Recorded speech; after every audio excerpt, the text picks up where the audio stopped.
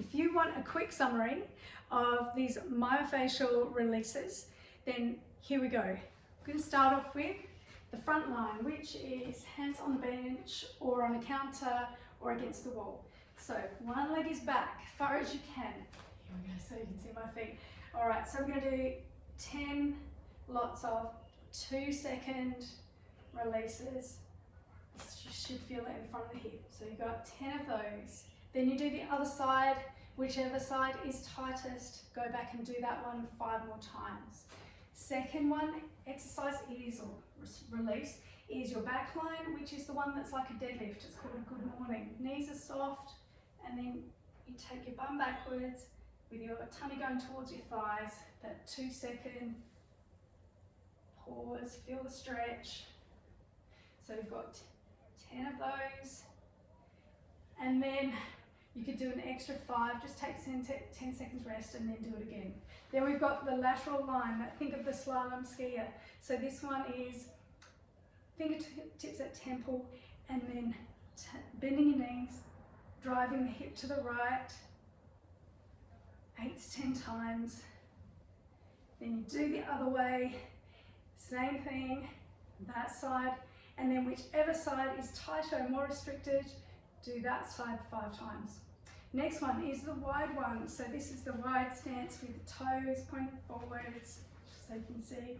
All right, and then you're going to bend the left knee, and you're going to push into the hip crease, increasing the stretch in the inner thigh, perhaps the groin, 8 to 10 times. Then do the other side, whichever side is tightest, more restricted, do that side again 5 times. Okay, then we had the stretch, the release up against the wall, which was using your foam roller, and that we pin that one in there, pin and drag across the muscle for 30 seconds to 40 seconds. And with that one, you do your range of movement test first, and then you do it afterwards, because after this 30 seconds, you also want to do all those movements to make sure that you're embedding that change in the length of the muscle and the direction of the muscle and the fascia, because the fascia controls the direction and the length of the muscle.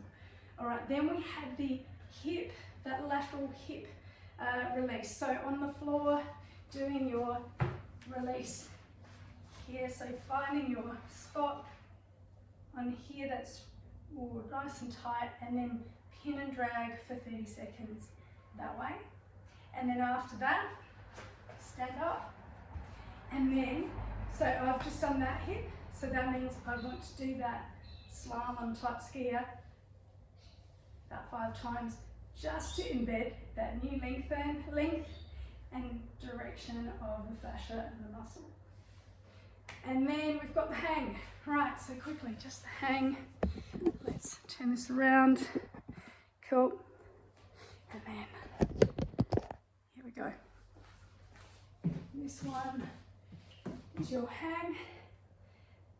Just let yourself hang from your grip and turn one way, including your feet, so the whole torso turns.